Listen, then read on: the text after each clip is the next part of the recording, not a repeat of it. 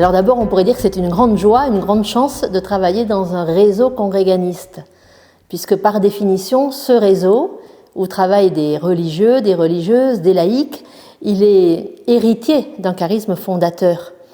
Un charisme fondateur qui est en fait constitué de différents éléments. Ce charisme, il est né de l'expérience humaine du fondateur, de la fondatrice, de son expérience spirituelle, et en croisant ces deux expériences, le fondateur, la fondatrice, a trouvé une réponse adaptée aux besoins de son temps, au contexte de son temps. D'une certaine manière, on peut dire qu'il a contemplé son contexte, qu'il a su en saisir à la fois les besoins et en même temps les opportunités. Dans un réseau congréganiste, je disais donc, on hérite de ce charisme fondateur. Et en même temps, on en est responsable. Puisqu'il est lié au contexte, il est évident qu'on ne vit pas dans le même contexte que nos fondateurs, que nos fondatrices. Et donc, il nous revient à chacun, à chacune, d'actualiser le charisme. C'est une responsabilité partagée. On pourrait croire que c'est réservé aux religieux, aux religieuses de la congrégation, et qu'il y a des spécialistes du charisme qui vont nous transmettre clé en main un produit fini qu'il va falloir appliquer, suivre à la règle, comme un cadre, comme on le ferait pour un cadre. Mais en réalité, le charisme est vivant, et les experts du charisme, ce sont à la fois les religieux, les religieuses et les laïcs qui en prennent la responsabilité au moment où ils s'engagent, où ils reçoivent une mission dans un réseau congréganiste. Et c'est à chacun qu'il revient de le rendre vivant. Alors, on en est tous convaincus, mais on ne prend pas toujours la mesure de ce que veut dire cette responsabilité partagée.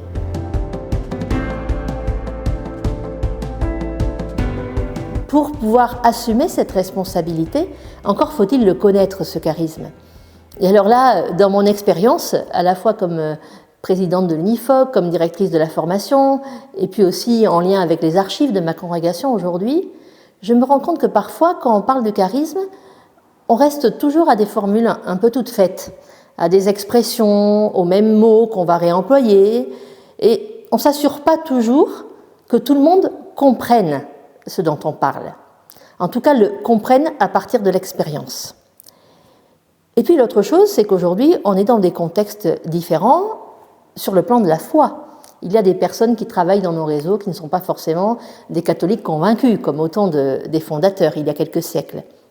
Et ça demande aussi une capacité de traduire le charisme en des mots beaucoup plus actuels et beaucoup plus dynamiques, adaptés à notre époque. C'est là qu'intervient la responsabilité d'une autorité de tutelle, d'un délégué de tutelle, d'une équipe, d'un service de tutelle. Parce que, loin de raconter une histoire de famille comme on raconterait des vieux souvenirs au coin du feu, notre responsabilité, c'est bien d'aider toutes les personnes qui travaillent dans nos réseaux à s'approprier le charisme, à le faire leur pour pouvoir prendre leurs décisions, agir à partir de ce charisme.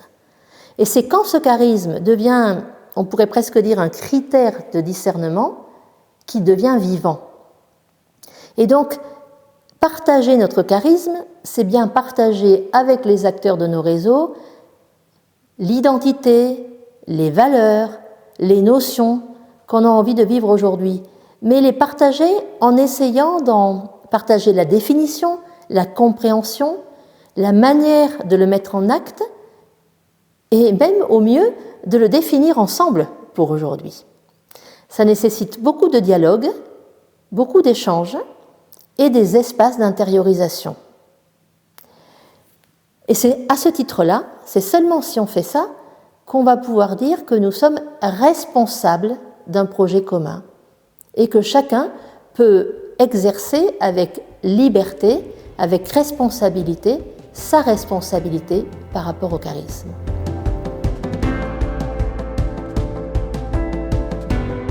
Alors, comme responsable de formation au cours des ans, quelque chose m'a beaucoup frappée, c'est que quand on rejoint les personnes par rapport à leur intérêt professionnel, on les rejoint sur leur terrain et on suscite de leur part beaucoup plus d'attention et beaucoup plus d'intérêt. Et au lieu de faire un discours d'en haut, de l'expert qui va raconter la vie ou l'expérience passée, si on s'intéresse à ce qu'ils vivent et à ce qu'ils veulent mettre en œuvre de manière positive dans leur métier ou dans leur mission, alors ils sont à l'écoute et ils sont prêts à recevoir la grâce du charisme comme quelque chose qui va, d'une certaine manière, enrichir leur manière d'être ou de faire. Et cela m'a conduit assez naturellement à une réflexion sur le lien qu'on peut trouver entre ce qu'on peut appeler le geste professionnel ou la compétence professionnelle et le charisme. Et ce lien-là, cette réflexion qui va permettre à des personnes de se dire « mais en quoi l'expérience d'un fondateur ou l'histoire d'une congrégation au cours des siècles, parce qu'il n'y a pas que le fondateur qui a vécu le charisme, en quoi ce charisme, cette histoire, va m'aider à mieux comprendre mon propre engagement, mon propre acte professionnel, ma manière d'être professeur principal, ma manière d'être secrétaire de direction, ma manière d'être éducateur, ma manière d'être agent d'entretien dans un établissement scolaire. Quand on va aider les personnes à se laisser enrichir par ce charisme, alors on va enrichir aussi leur vie professionnelle. Et on va leur permettre d'avoir accès à un sens beaucoup plus plein que celui auquel elles ont accès seulement par l'entrée technique, on va dire. Et l'expérience m'a montré aussi que du coup, c'est par la formation qu'on arrive à faire cela.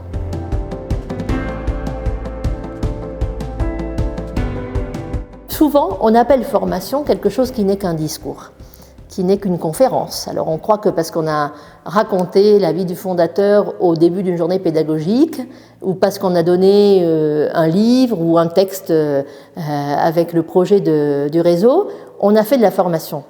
Mais en réalité, la formation prend du temps. Elle demande de la pédagogie, elle demande des exercices d'appropriation, elle demande un peu de recul, plusieurs sessions parfois, elle demande du dialogue, elle demande de mettre les personnes en contact avec elles-mêmes, parce que finalement, c'est à chaque personne de trouver comment actualiser le charisme. Et donc, comme autorité de tutelle, comme responsable de tutelle d'une manière ou d'une autre, nous sommes responsables d'assurer, de permettre à toute personne à qui on confie une mission dans notre réseau, ou qui reçoit une mission dans notre réseau, d'avoir accès à ce type de formation. C'est pas rien, parce que ça demande du temps, des compétences et des personnes qui connaissent le charisme et qui vont le partager et qui vont devenir des formateurs, des pédagogues capables d'accompagner les personnes sur cette réflexion personnelle. Il y a différentes manières de le faire. On peut avoir un centre de formation qui est lié au réseau congréganiste, avec nos propres formateurs, nos propres responsables de formation, des formations vraiment adaptées à un charisme. On peut aussi avoir recours, si on n'a pas les moyens d'avoir un centre de formation simplement pour notre réseau, à un centre de formation d'une autre congrégation, à condition de permettre aux formateurs de cette autre congrégation de connaître notre histoire, de connaître notre charisme. Et il me semble qu'il ne peut pas y avoir une formation à un charisme donné sans qu'il y ait une personne ressource qui ait elle-même intériorisé ce charisme et qui accompagne la formation.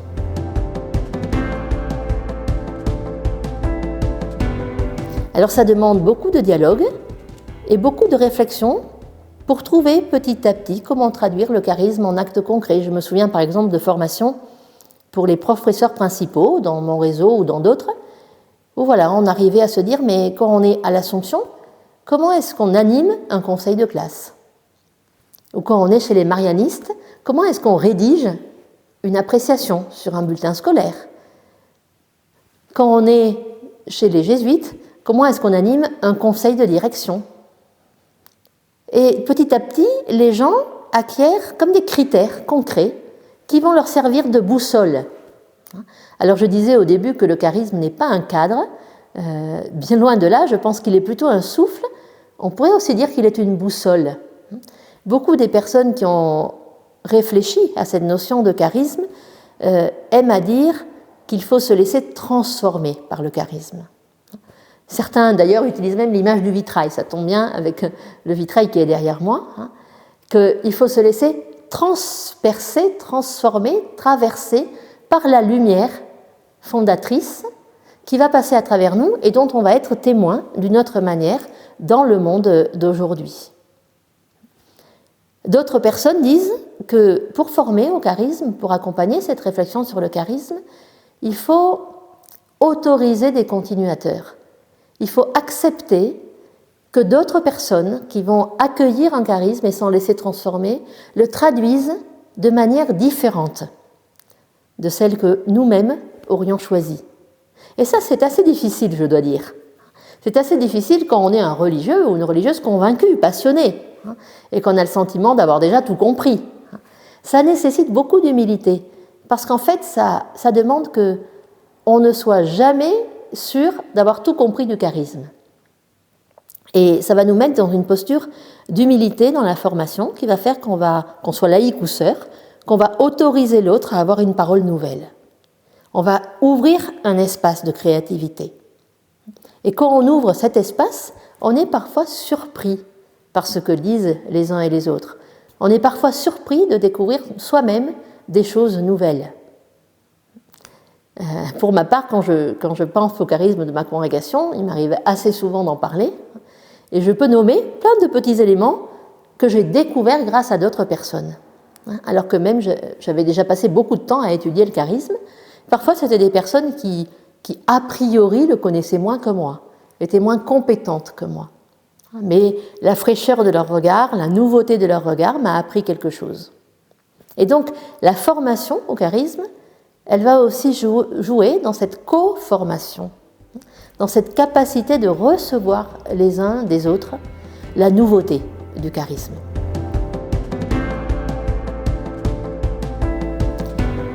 Cette formation, elle peut aussi passer dans un réseau par des actes qu'on va davantage appeler des actes d'animation.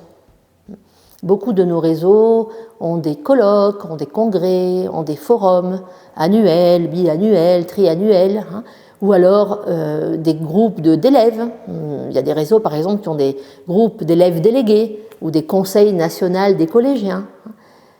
Tous ces groupes-là vont être des lieux où le charisme est vivant, où il se réfléchit, et même si ce ne sont pas des lieux explicites de formation, ils vont être des lieux où on se forme, ou en tout cas on se laisse transformer par le fait d'agir ensemble.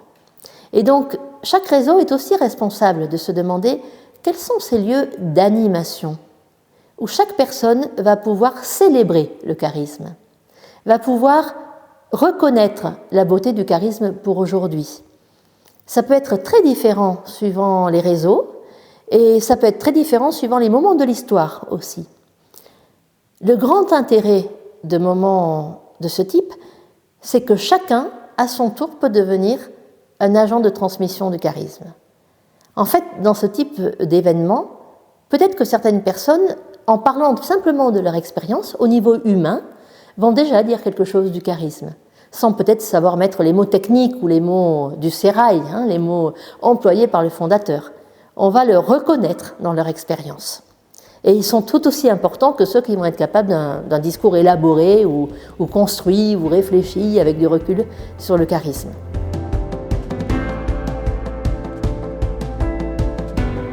Alors, pour ma part, après les expériences que j'ai eues dans mon réseau, que ce soit au niveau de la formation, je le disais, mais aussi au niveau des archives, puisque je suis aujourd'hui archiviste général de ma congrégation, je me rends compte que le charisme de la congrégation, je ne sais pas combien de fois j'ai dit le mot, mais c'était le sujet d'aujourd'hui, c'est vraiment un trésor.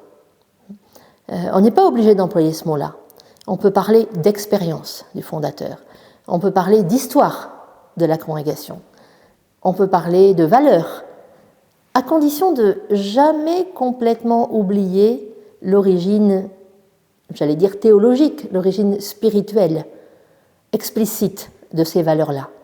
Et de permettre aux personnes, même si elles ne sont pas des catholiques pratiquants, d'avoir accès au sens profond de ce charisme d'origine et de ses valeurs d'origine et de ses expériences d'origine. Je pense que vraiment, cette responsabilité de permettre de partager le charisme et de former les personnes pour qu'elles puissent en devenir des transmetteurs à leur tour, c'est vraiment une responsabilité qui garantit la vie de nos réseaux, qui garantit leur place unique aussi dans le paysage de l'enseignement catholique et puis dans le paysage des congrégations religieuses, sans concurrence. En fait, le père d'Alzon, qui est fondateur des Assomptionnistes, disait qu'il aimait bien qu'il n'y ait pas d'exclusivité dans un charisme, que chacun devait reconnaître la beauté du charisme des autres pour pouvoir vivre le sien en plénitude. Et puis Marie-Eugénie, la fondatrice de l'Assomption, disait que les congrégations religieuses, l'Église, avec ses différents membres, c'est comme un arbre qui a différentes branches et qu'il ne faut jamais vouloir être le tronc, parce que le tronc, c'est le Christ, c'est l'Évangile, et que chacun d'entre nous est une branche. Et que si on veut être quelque chose dans l'Église, dans le corps, il faut simplement être une branche et l'être le plus pleinement possible. Voilà, alors je vous encourage tous à poursuivre cette réflexion sur ces enjeux-là qui sont jamais finis, qui doivent s'actualiser aussi, qui doivent s'adapter à nos temps, mais en tout cas qui représentent une grande chance pour nos réseaux.